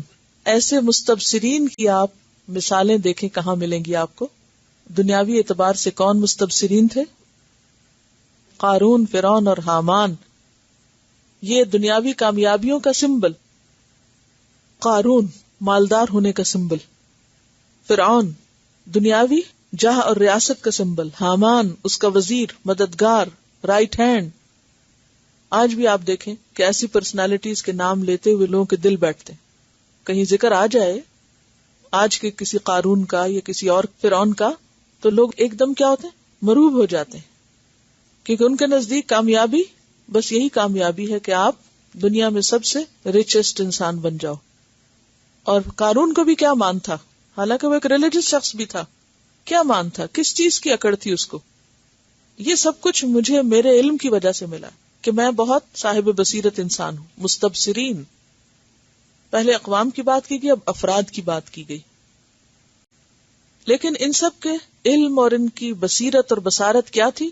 جیسے قرآن پاک میں آتا ہے ذالک مبلغہم من العلم. یہ دنیا ہی ان کے علم کا مبلغ ہے، یہی سورس آف نالج ہے، یہیں سے اٹھتے ہیں اور یہیں بیٹھ جاتے ہیں. جیسے ایک اور جگہ پر آتا فَأَعْرِضْ عَمَّنْ تَوَلَّى عَنْ ذِكْرِنَا وَلَمْ يُرِدْ إِلَّا الْحَيَاةَ الدُّنْيَا، کہ اعراض برتو کس سے؟ عَمَّنْ تَوَلَّى عَنْ ذِكْرِنَا، جو ہمارے ذکر سے منہ موڑے ہوئے ہے، خواہ وہ دنیاوی اعتبار سے کتنا ہی کامیاب ہے. وَلَمْ يُرِدْ إِلَّا الْحَيَاةَ الدُّنْيَا، اور نہیں اس کا ارادہ مگر صرف دنیا کی زندگی کا. آج آپ دیکھیں کہ جیسے دنیا کو ایک گلوبل ولیج کہا جاتا ہے، اور کوئی بھی شخص کامیاب نہیں اگر وہ صرف اپنے ملک یا اپنی باؤنڈریز کی حد تک کسی بات کو سوچتا ہے، خواہ وہ بزنس کی ٹرمز میں ہو یا ایجوکیشن کی یا کسی اور طرح. وہ اوور آل پوری دنیا کی مارکیٹ پر اگر نظر نہیں رکھتا تو وہ مستبصر نہیں کہلا سکتا، وہ سمجھدار نہیں ہے. تو اسی طرح قرآن کی اصطلاح میں وہ شخص بھی سمجھدار نہیں ہے جو صرف دنیا کی ٹرمز میں سوچتا ہے اور آخرت سے وہ غافل ہے، اس اصل زندگی کو انکلوڈ نہیں کرتا. لیکن شیطان نے یہاں آ کے روک لگا دی ہے، کیونکہ اس نے اس کو اسی پہ خوش کر دیا ہے کہ تمہیں دنیا کا بہت علم ہے. یعنی اصل جو مشکل کی جڑ ہے وہ کیا ہے کہ دنیا کے علم پر ایسا نازاں ہونا، دنیاوی ڈگریوں پر، قابلیتوں پر، ذہانتوں پر ایسا اکڑنا کہ اس کے بعد اللہ کے دین اور اللہ کے کلام اور قرآن اور ہدایت اور آخرت کی بات کی ضرورت ہی محسوس نہ کرنا کہ ہمیں بھی کچھ چاہیے. ہاں یہ تو سب کس کی ضرورت ہے؟ بے وقوف لوگوں کی، ناسمجھ لوگوں کی، دیوانوں کی، جن کو دنیا میں کوئی کامیابی نہیں ہوئی تو وہ اب اس طرف چل پڑے. تو یہ عقل مندی کی بات نہیں ہے. لیکن یہ بات سمجھ میں آنا بھی بڑی مشکل، کیونکہ کان بند کر لیتے ہیں نا لوگ. جہاں دین کی بات ہوئی وہاں کان بند، موضوع تبدیل. وقارون وفرعون وہامان، دیکھو لوگوں اتنے بڑے بڑے لوگ اور اتنی بڑی بڑی تمہاری ٹرمز میں بڑی شخصیتیں گزری. وَلَقَدْ جَاءَهُمْ مُوسَى بِالْبَيِّنَاتِ، اور البتہ تحقیق لائے ان کے پاس موسیٰ روشن دلائل علیہ السلام. فَاسْتَكْبَرُوا، تو انہوں نے گھمنڈ کیا، فِي الْأَرْضِ زمین میں. جب ہم کسی چیز کو صرف دنیا کے اندر رکھ کے دیکھتے ہیں تو کیا ہوتا ہے؟ وہ بہت بڑی نظر آتی ہے. لیکن جب آخرت کے اعتبار سے رکھ کے دیکھتے ہیں تو اس کی کوئی حیثیت نہیں. کسی بھی انسان کی کتنی بھی بڑی کوئی ایفرٹ ہو، لیکن اگر وہ آخرت کو سامنے رکھ کے نہیں کی گئی تو وہ بہت چھوٹی ہے، حقیر ہے. اللہ کے ہاں اس کی کوئی قدردانی نہیں. تو یہ گمنڈ کب ہوتا ہے انسان کو؟ جب وہ اس دنیا کے اندر اپنی کوششوں کو کامیاب دیکھتا ہے تو قارون اور فرعون و حامان بن جاتا ہے. فرمایا وما کانوا سابقین، دیکھو ان کا انجام، وہ ہم سے کہیں بھاگ نہیں نکلے. سابق کون ہوتا؟ آگے نکلنے والا. یعنی ہم سے آگے نہیں نکلے، وہ پیچھے ہی رہے، پکڑے گئے. نہ قارون بچا، نہ فرعون بچا، نہ حامان بچا. کتنی بڑی عبرت کی مثالیں ہیں دنیا والوں کے لیے. فَكُلًّا، پس ہر ایک کو، اخذنا، ہم نے پکڑ لیا. each one of them، کلن، اخذنا. کیوں پکڑا؟ بذنبہ، اس کے اپنے پرسنل گناہوں کی وجہ سے. ہی کی ضمیر آ رہی، اس کے اپنے کرتوت کی وجہ سے، اس کی خطا کی وجہ سے. فمنہم، تو بعض ان میں سے، من ارسلنا علیہ حاصبا، ایسے تھے جن پر ہم نے پتھروں والی بھیجی. حاصبہ کا لفظ جو ہے حسب سے ہے، پتھروں والی. کیا؟ آندھی. کس پر؟ قوم لوط پر. عاد پر بھی آندھی آئی تھی. وَأَمَّا عَادٌ فَأُهْلِكُوا بِرِيحٍ صَرْصَرٍ عَاتِيَةٍ، الحاقہ میں آتا ہے. وَمِنْهُمْ مَنْ أَخَذَتْهُ الصَّيْحَةُ، اور ان میں سے بعض ایسے تھے جن کو بس چیخ نہیں پکڑ لیا، جیسے مدین اور سمود چیخ سے مارے گئے. وَمِنْهُمْ مَنْ خَسَفْنَا بِهِ الْأَرْضِ، اور ان میں سے بعض کو ہم نے زمین میں دھسا دیا، جیسے قوم لوط اور قارون. وَمِنْهُمْ مَنْ أَغْرَقْنَا، اور ان میں سے بعض کو ہم نے ڈبو دیا، مثلا قوم نوح اور قوم فرعون. ثم اغرقنا الآخرین، سورۃ الشعراء 66. وما كان اللہ لیظلمہم، اور نہیں ہے اللہ ایسا کہ ان پہ ظلم کرتا. اللہ نے ان پہ ظلم نہیں کیا. ولکن كانوا انفسہم یظلمون، لیکن وہ اپنی جانوں پر خود ظلم کرتے تھے. یعنی انسان خود پہ خود ظلم کرنے والا ہے. یہاں قوموں کا انجام ایک خلاصے کی شکل میں بتا دیا گیا. افراد اور اقوام کا انجام ان کے گناہوں کی وجہ سے کیا ہوا؟ خاص طور پر 4 چیزوں کا ذکر ہے: حاسب، صیحہ، خسف اور غرق. اور پیچھے رجفہ کا ذکر آتا ہے، زلزلے کا. تو آپ دیکھیے پتھر کہاں سے برستے ہیں؟ اوپر سے، صیحہ چیخ دائیں بائیں سے، خسف پاؤں کے نیچے سے زمین میں، غرق سر سے پاؤں تک، ہر طرف سے پورے کا پورا ڈوب گئے. تو انسان کہاں بھاگ کے جا سکتا ہے؟ چاروں طرف سے تو پکڑا ہوا ہے. اسی لیے ہمیں وہ دعا سکھائے گی نا کہ اللہم احفظنی من بین یدی ومن خلفی وعن ایمانی وعن شمائلی ومن فوقی واعوذ بعظمتک ان اغتال من تحتی. یا اللہ ہر طرف سے محفوظ رکھنا، کہیں سے بھی کوئی ایسی چیز نہ ہو کہ جس سے پکڑ ہو جائے. ویسے اگر دیکھا جائے تو جو قوموں کی تباہیاں ہیں ان کا ان کے اعمال سے بھی تعلق ہے. جیسے اعمال ویسی جزا. جیسے آپ دیکھیں کہ شریعت کی جو سزائیں، مثلا چوری کی سزا میں ہاتھ کاٹنے کا کہا گیا. کیوں؟ چوری ہاتھ سے کی جاتی. اسی طرح جو راستوں میں لوٹ مار کرتے ہیں ان کی سزا کیا ہے؟ ہاتھ اور پاؤں کاٹے جائیں مخالف سمت سے. سورۃ المائدہ میں آپ پڑھ چکے. پاؤں ساتھ کیوں؟ کیونکہ اس میں وہ راستے کاٹ رہے تو وہ اس کے مطابق. قتل کی سزا قتل ہے، جان کا بدلہ جان ہے.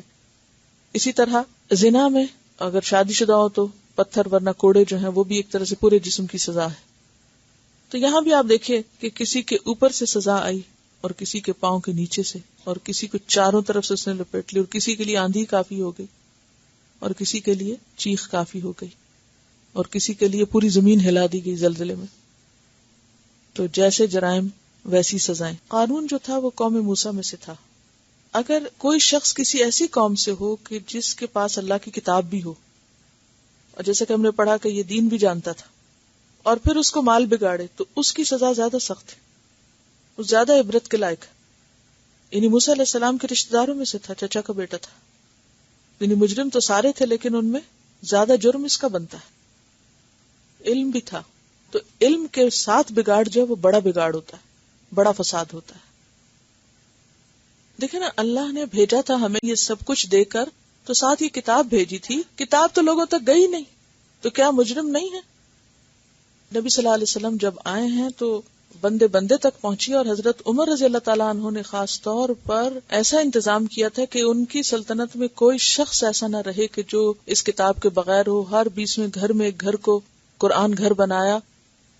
ایسے پیڈ ٹیچرز مقرر کیے جو لوگ جنگلوں صحراؤں میں بدو رہتے تھے ان تک کی تعلیم کے لیے سرکاری نمائندے بھیجے، اور کہا کہ تم جاؤ اور ان کو پڑھاؤ، اور میں پھر دیکھوں گا، اگر وہ نہ پڑھے تو تمہاری شامت آئے گی. یعنی اس درجے پہ انہوں نے اس تعلیم کا انتظام کیا تھا. صحابہ کرام نے اپنی ذمہ داری پوری کی، لیکن بعد کی جنریشن میں پھر آہستہ آہستہ جب دنیا زیادہ ہو گئی تو دنیا میں ہم بیٹھ گئے پل پھول کے کہ اب مزے کریں ہم. اسلامی کنٹریز، اسلامی ممالک، دین کے نام پر بھی آپ دیکھیں قرآن کی طرف توجہ نہیں ہے لوگوں کی. اور ایک ایک آیت، میں کہتی ہوں ایک پوری تو کیا آدھی آیت، اور آیت کا ایک حصہ بھی اس قابل نہیں کہ بندہ اس سے یوں ہی گزر جائے بغیر غور و فکر کیے. اس میں بھی سبق ہے. جینیس ہونا اور ذہین ہونا اور ہوش مند ہونا، سمجھدار، عقل مند، ہوشیار، نفع نقصان کو جاننے والا ہونا ہی کافی نہیں جب تک کہ اصل نفع نقصان کی سمجھ نہ ہو. اصل میں ہم آخرت کے لیے تو بس اتنا سوچتے ہیں کہ کوئی ایسا معجزہ کر لیں کہ وہاں جنت مل جائے، اور باقی اپنی ساری ایفرٹس ہم نے دنیا کے لیے لگائی ہوئی ہیں.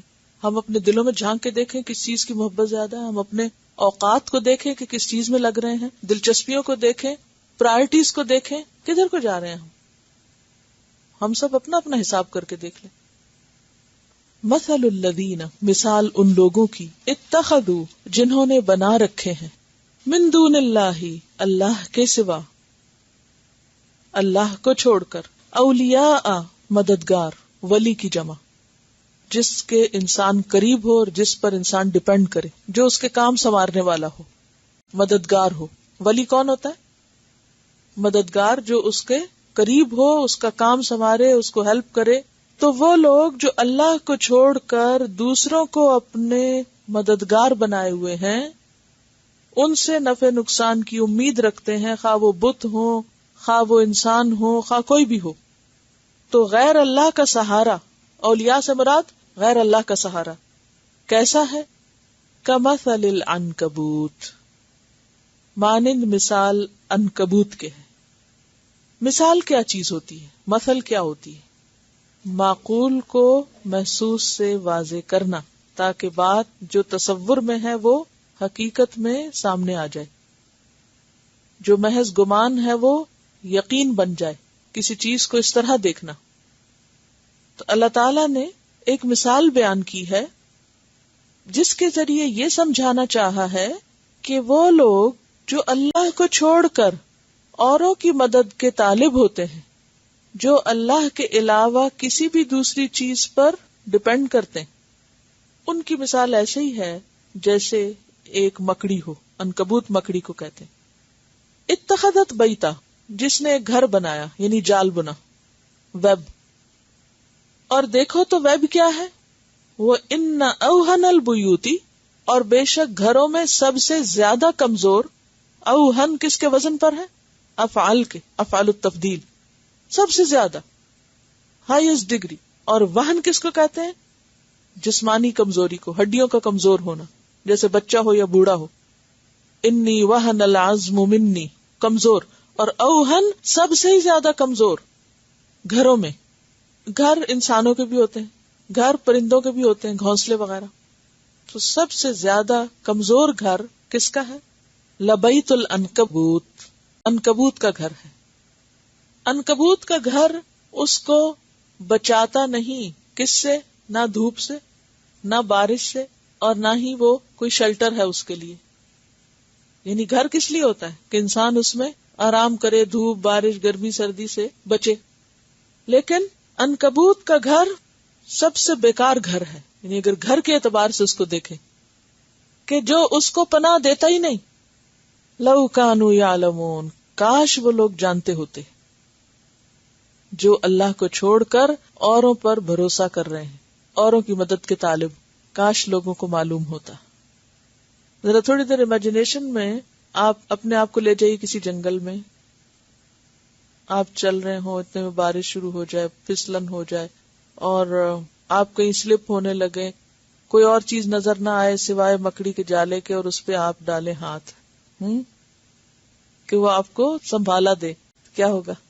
وہ آپ کو ایسا چمٹے گا کہ اس سے جان چھڑانی محال ہوگی، الٹا آپ کا خون پی جائے گا. کہاں یہ کہ آپ اس سے سہارا لیں. وہ گھر تو اپنے مالک کو سہارا نہیں دیتا جو اس کو بناتا ہے. بظاہر دیکھنے میں وہ کیسا خوبصورت جال ہے، لیکن اسے گھر نہیں کہا جاتا. تو اسی طرح وہ لوگ جو اللہ کو چھوڑ کر کسی بھی اور چیز پر ڈپینڈ کرتے ہیں، وہ ایسا ہی کر رہے ہیں جیسے مکڑی کے جالے کا سہارا پکڑ رہے ہیں. ان اللہ یعلم، بے شک اللہ جانتا ہے، ما یدعون من دونہ، جو وہ پکارتے ہیں اس کو چھوڑ کر، یعنی غائبانہ طور پر یا ویسے. من شیئن، کسی بھی چیز کو، کوئی بھی چیز جس کو وہ پکارتے ہیں، جس کی مدد کے وہ طالب ہوتے ہیں، وہ اللہ کو پتا ہے کہ کون کس کو پکار رہا ہے اپنی مشکل میں، کس کا سہارا لینے لگا ہے. اور کیسا غضبناک ہوتا ہوگا اللہ کہ مجھے چھوڑ کے اوروں کی طرف دیکھتے ہو. اور پھر کوئی بھی چیز، من شیئن کا مطلب کیا؟ بھلے کچھ بھی ہو، چاہے کوئی پیغمبر ہو، ولی ہو، فرشتہ ہو، جبریل ہو، کوئی پہاڑ ہو، کوئی انسان ہو، کوئی قوم ہو، کوئی ملک ہو، کوئی بھی ہو، جس کے بارے میں انسان کا یہ تصور ہو کہ یہ میرے کام آ سکتا ہے یا میں مشکل میں اس کا سہارا پکڑ سکتا ہوں، تو اس کا یہ سوچنا اور اس کا یہ مدد کے لیے پکارنا بالکل بیکار ہے. اگر اللہ نہ فائدہ دے، کوئی فائدہ نہیں دے سکتا. ہم ہر نماز کے بعد کیا پڑھتے ہیں؟ اللہم لا مانع لما آتیت ولا معطی لما منعت ولا ينفع ذا الجد منک الجد وہو العزیز الحکیم. اور وہ زبردست ہے، حکمت والا ہے، غالب ہے، قوی ہے، قاہر ہے اور حکیم ہے. اور یہ بھی آپ کو معلوم ہے کہ بظاہر دیکھنے میں وہ کتنا بھی مضبوط ہو، کہتے ہیں کہ اس کا جو تار ہے وہ سٹیل سے بھی زیادہ مضبوط ہوتا ہے. اسی لیے بلٹ پروف جو جیکٹس بنتی ہیں وہ اس سے بنتی ہیں، کیونکہ گولی بھی اس کے پار نہیں جاتی. یعنی اتنا مضبوط ہوتا ہے بظاہر، لیکن حقیقت میں کمزور ہے. ان اللہ یعلم ما یدعون من دونہ، بے شک اللہ جانتا ہے جس کو بھی وہ پکارتے ہیں اس کو چھوڑ کر. من شیئن، کسی بھی چیز کو. وہو العزیز الحکیم. وتلک الامثال، اور یہ مثالیں کون سی؟ یہ عنکبوت کی اور اسی طرح اور جو قرآن میں گزری. نضربها للناس، ہم بیان کرتے ہیں ان کو لوگوں کے لیے. یہ مثالیں ہم لوگوں کے لیے بیان کر رہے ہیں، سارے لوگوں کے لیے. وما يعقلها، اور نہیں سمجھتے ان کو الا العالمون، مگر علم رکھنے والے. عالم سے مراد یہاں کون ہے؟ کون سا علم رکھنے والے؟ دین کا علم رکھنے والے، آخرت کا علم رکھنے والے. کہ یہ مثالیں تو ہیں، لوگوں کو ہم سمجھا بھی رہے ہیں، لیکن ان کو سب نہیں سمجھتے. یعقلھا سے مراد یفہمھا ہے. الا العالمون، عالمون عالم کی جمع. اور عالم کون ہوتا ہے؟ صرف علم والے کو عالم نہیں کہتے.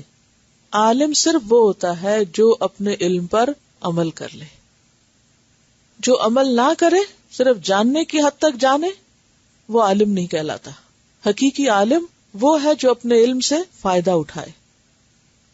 خلق اللہ السماوات والارض بالحق، پیدا کیا ہے اللہ نے آسمانوں اور زمین کو حق کے ساتھ، یعنی بامقصد. اور آسمانوں میں کیا کیا چیزیں شامل ہیں اور زمین میں کیا کچھ شامل ہے؟ جو کچھ بھی. اور اس سے مراد صرف مٹیریل چیزیں نہیں، اس سے مراد وہ ساری تبدیلیاں جو ہر آن ہوتی رہتی ہیں. آسمان میں کوئی تبدیلیاں ہوتی؟ کیا ہوتی؟ ایکسپینشن ہوتی رہتی ہے، مختلف ستارے ٹوٹتے رہتے ہیں، بہت سی تبدیلیاں جو ہمارے علم میں نہیں ہیں وہ ہوتی رہتی ہیں. یہ بھی کیا ہے دراصل؟ یہ تبدیلیاں بھی کیا ہیں؟ یہ بھی اللہ کی خلق ہے. خلق اللہ السماوات والارض بالحق. یہ نہیں کہ صرف ایک دفعہ اللہ نے بنا کے اور پھر خاموش ہو گیا اور ایک طرف ہو کے بیٹھ گیا. آسمان بنایا تو آسمان میں بھی مسلسل تبدیلی ہو رہی. یہ جو تبدیلی ہے یہ بھی خلقہ ہی میں شامل ہے. تو جتنی بھی چینجز ہیں آسمان میں، یعنی جو ہے اور جو تبدیل ہو رہا ہے اور جو ہوگا، وہ کون کر رہا ہے؟ وہی کر رہا ہے. اور وہ بے مقصد نہیں کر رہا ان سب کو، یعنی بیکار میں یہ چینجز نہیں ہو رہی. بعض اوقات ہمیں تو نہیں سمجھ ہوتی، ہمیں نہیں پتا چلتا کہ یہ چینجز کیوں ہو رہی. یعنی سائنسدان مشاہدہ کرتے ہیں مختلف چینجز کا، لیکن نہیں سمجھتے کہ کیوں چینجز ہو رہی ہیں. پھر وہ بعد میں جا کے سمجھ میں آتی، اچھا وہ جو چیز ایسے ہوئی تھی اس کا یہ مقصد تھا. اسی طرح زمین پر جو کچھ بنایا، اور پھر ان ساری چیزوں سے مزید جو کچھ بن رہا ہے. اگر پتھر بنائے تو پتھر صرف پڑے ہوئے تو نہیں، ان سے اور کئی چیزیں بن رہی ہیں. درخت اگ رہے ہیں تو درختوں سے آگے کیا کچھ اور بن رہا ہے، جانوروں سے آگے کیا کچھ اور نکالا جا رہا ہے. تو یہ سب کیا ہے؟ تبدیلیاں. یہ سب اس کو پتا بھی ہے اور اس کے اذن سے ہو رہی، اور حق کے ساتھ ہے. یعنی حق کے ساتھ سے مراد کیا ہے؟ با مقصد ہے، اور ان کا ایک انجام ہے. اسی طرح انسان بھی تو اس میں شامل ہے نا، کہ نہیں؟ تو انسانی زندگی میں جتنی تبدیلیاں ہیں، ہر آن جو کچھ ہو رہا ہے، نئے نئے حالات اور واقعات اور خبریں، تبدیلیاں، یہ سب بھی کوئی مقصد رکھتی ہیں اپنے اندر. ان سب کے پیچھے بھی کوئی سبق ہے. ان فی ذالک، بے شک اس میں، کس میں؟ اس پیدائش میں اور اس پیدائش کے بعد کی تبدیلی میں کیا ہے؟ لآیتن، نشانی ہے. کس کے لیے؟ للمومنین، مومنوں کے لیے. کہ مومن ان سب چیزوں کو اللہ کا فیصلہ سمجھ کر ایکسپٹ کر لیتے ہیں کہ یہ تقدیر کا فیصلہ ہے اور یہ اللہ کے اذن سے ہوا ہے. اللہ کی مرضی نہ ہو کچھ بھی نہیں ہو سکتا.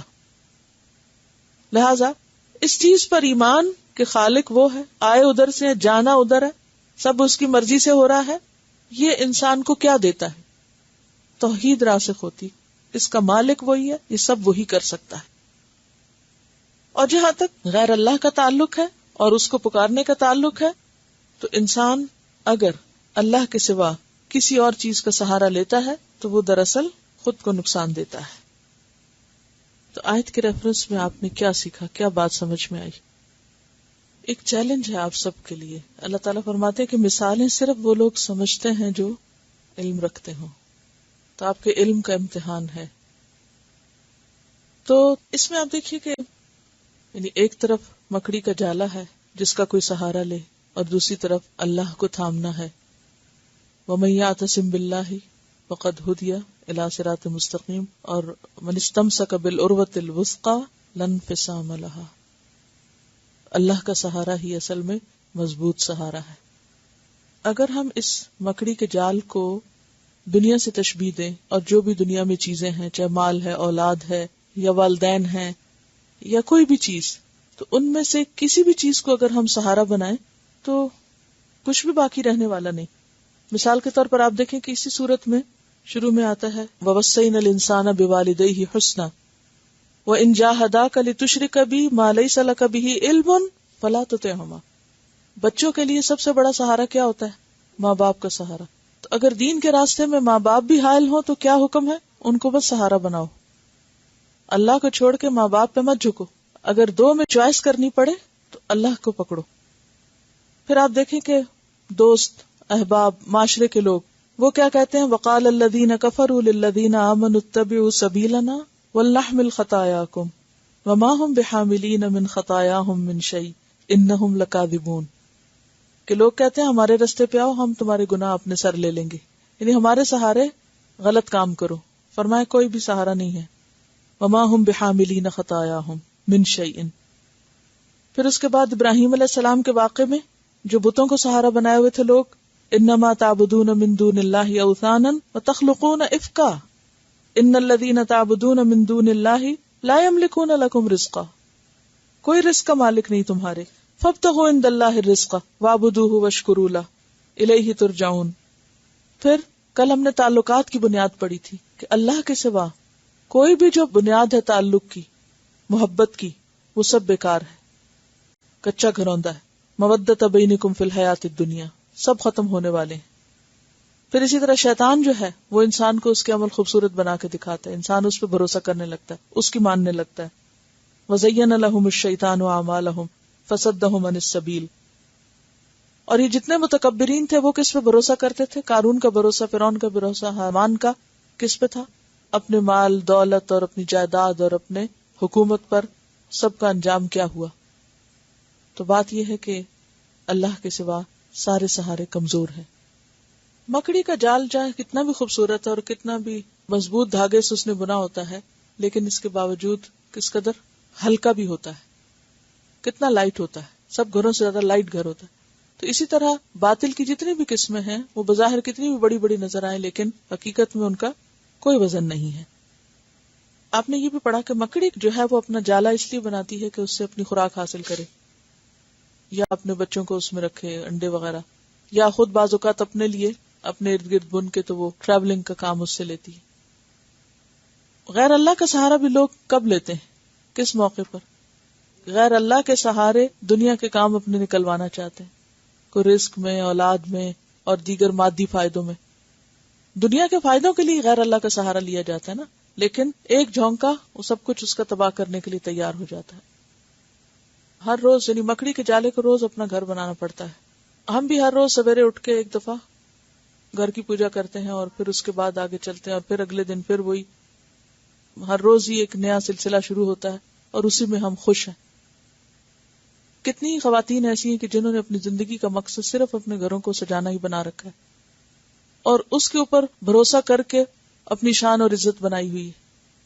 ساری قابلیت اور ذہانت اور سب انرجیز اور سب کچھ صرف اسی کی حد تک نظر آ رہا ہے، اور وہ ہر دوسرے دن پھر وہی سلسلہ، ہر دن وہی سلسلہ شروع ہوتا ہے صبح سے شام تک. کس چیز میں تھک رہے ہیں؟ یہ چیزیں ہمیشہ کے لیے انسان کو فائدہ دینے والی نہیں ہے کہ وہ ہمیں چپک جائے. یعنی مکڑی بھی جالا بناتے ہوئے بعض اوقات اس کا جال اسی کو چپک جاتا ہے. تو ایسا نہ ہو کہ یہ جس دنیا کو ہم بنا رہے ہیں وہ ہمیں ایسے چپک لے کہ میں تو کمبل کو چھوڑتا ہوں، کمبل مجھے نہیں چھوڑتا. اور یہ ہوتا یہی ہے کہ یہ دنیا ہمیں اس طرح چپک جاتی ہے کہ پھر ہم اس سے نکلنا بھی چاہیں تو نکل نہیں پاتے. اب دیکھیں کہ موجودہ مادی ترقی میں اگر ساری ترقی کو ہم دیکھیں تو کمیونیکیشن کے اوپر بیسڈ ہے، خواہ وہ الیکٹریسٹی کی سپلائی ہے، خواہ وہ اٹامک انرجی ہے، خواہ وائرلیس کمیونیکیشن ہے یا دوسرے کمیونیکیشن کے جتنے بھی ذرائع ہیں. اگر ان میں سے کسی ایک کے درمیان بھی بریک آ جائے تو کیا ہوگا؟ اگر ہائیڈرو میں ہی کوئی خرابی ہو جائے تو کیا ہوگا؟ سارا نظام معطل ہو کے رہ جائے. ہاں تو کس چیز پر مان ہے، کس چیز پہ بھروسہ ہے، کس قدر کمزور ہے انسان کہ اگر ایک دن کے لیے بجلی چلی جائے تو سارا کام کاج ٹھپ ہو کے رہ جاتا ہے. یعنی یہ عام ٹرمز میں. ویسے تو یہاں پر یہ نا کہ اللہ کو چھوڑ کر کسی اور چیز کی طرف اتنا متوجہ ہو جانا کہ اسی کو سب کچھ مان لینا، خواہ وہ پیرنٹس ہو، خواہ وہ شوہر ہو، خواہ وہ بچے ہوں، خواہ وہ گھر ہو، خواہ وہ دنیا کی کوئی ڈگری ہو، خواہ وہ کوئی بت ہو، خواہ کسی بھی اعتبار سے. جیسے قارون نے کیا کہا، یہ سب میرے علم کی وجہ سے مجھے ملا، میری قابلیت ہے. اس نے بھی تو غیر اللہ ہی کا سہارا لیا تھا نا ایک طرح سے. اسی طرح باقی قومیں بھی اپنی ترقی کو، مادی ترقی کو کیا سمجھتی تھی؟ عاد اور سمود کا ذکر کیوں کیا گیا؟ یہ سب کیا سمجھتے تھے کہ ہم نے اپنی دنیا اتنی مضبوط کر لی ہے کہ کوئی چیز اس کو نقصان نہیں دے سکتی. تو بات یہ ہے کہ جب بھی کوئی قوم یا کوئی فرد، انڈیویجول، اللہ کو چھوڑ کر، اللہ کو بھول کر مادی چیزوں کا سہارا لیتا ہے، غیر اللہ میں سے کسی بھی چیز کا، کیونکہ یہاں آ رہا ہے من شیئن، کوئی بھی چیز، تو اس کا انجام اللہ نے دنیا میں دکھایا ہے اتنی قوموں میں. تو آنے والی بھی نسلیں یہ نہ بھولیں. مکڑی ایسی چیز ہے جو دنیا کے ہر علاقے میں، حتیٰ کہ پانی میں بھی ہوتی ہے. ہر گھر میں مکڑی کا وجود ہے. کہیں نہ کہیں سے آپ ضرور دیکھیں گے کہ وہ کسی نہ کسی کونے قدرے میں اپنا ٹھکانہ بنا لے گی. اتنا ایزیلی ایکسیسیبل اگزامپل جو ہر ایک کو نظر آتی ہے. کتنے ہیں جو اس سے یہ سبق سیکھیں کہ یہ انتہائی کمزور چیز ہے، اور اس سے یہ نصیحت لیں کہ اللہ کو چھوڑ کر کسی دوسرے کا سہارا بس یہ مکڑی کا جال ہے. اور گھروں کے اندر یہ عبرت پکڑیں. کبھی شوہر کو سہارا سمجھتے ہیں، کبھی بچوں کو سہارا سمجھتے ہیں، کبھی مال کو سہارا سمجھتے ہیں، کبھی دوستوں کو سہارا سمجھتے ہیں، کبھی کسی انفلوئنشل شخص کو سہارا سمجھتے ہیں، کبھی کسی کو، کبھی کسی کو. کوئی بھی نہیں ہے اگر اللہ نہیں ہے. اور اگر کوئی نہیں اور صرف اللہ ہو، جیسے ابراہیم علیہ السلام کے ساتھ کون تھا؟ کوئی بھی نہیں تھا. تو کس طرح اللہ تعالیٰ نے ان کے لیے آگ کو ٹھنڈا کر دیا؟ اور پھر صرف ٹھنڈا نہیں کیا، کیونکہ آیت میں آپ دیکھیں اگر وہ اللہ تعالیٰ فرماتا نا کونی بردن، تو برف ہو جاتی، تو ایک اور مشکل پڑ جاتی. ساتھ ہی کہا بردن نہیں صرف، وہ سلامن بھی ہے، سلامتی والی ہو جا. تو اللہ نے آگ کے اندر پیس پیدا کر دیا.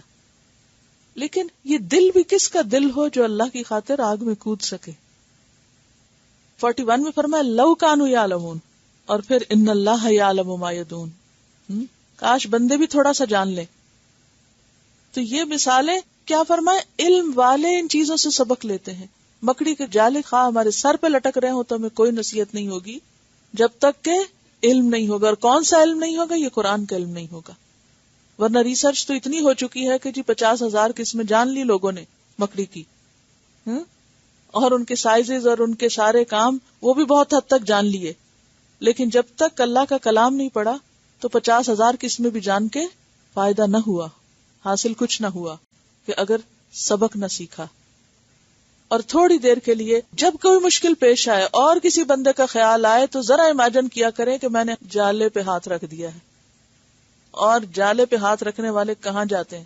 وہ دھڑام گرتے ہیں. کوئی نہیں پھر ان کو سنبھالنے والا ہوتا، کوئی نہیں تھام سکتا. کیونکہ اگر آپ کسی درخت، کسی لکڑی، کسی اور چیز کو پکڑیں شاید تھوڑی دیر کے لیے آپ کرو، لیکن جالے کو جس نے پکڑا اس کے لیے تو سوائے زمین کے اور کوئی چیز نہیں، پھر سوائے ہلاکت کے اور کچھ بھی نہیں، کچھ اس کے ہاتھ نہیں آئے گا. مکڑی سے ڈرتے بھی بہت لوگ ہیں، حالانکہ اتنی کمزور سی چیز ہے لیکن اس سے بھی بہت ڈرتے ہیں، مار بھی دیتی ہے ویسے. خیر الحمدللہ اگر ہمیں اتنی سی بات سمجھ آ گئی ہے 20 سے پارے پڑھ کے کہ سہارا صرف اور صرف اللہ کی ذات ہے، کوئی اور نہیں ہے. اور اگر یہ نہیں سمجھا تو ان 20 سپاروں سے کچھ نہیں پایا، کوئی علم نہیں حاصل کیا. یہ سب سے پہلا سبق ہے جو ہمارے اندر راسخ ہونا چاہیے. تو یہ اللہ ہی کا فضل اور انعام ہے ہم پر کہ جس نے ہمیں یہاں تک پہنچایا، اور یہ صرف اس کا فضل ہوگا اگر ہم آخر تک پہنچ جائیں انشاءاللہ تعالی. صرف اسی کا سہارا ہے، کچھ اور نہیں. سبحانک اللہم و بحمدک نشہد ان لا الہ الا انت نستغفرک و نتوب الیک. السلام علیکم و رحمۃ اللہ وبرکاتہ.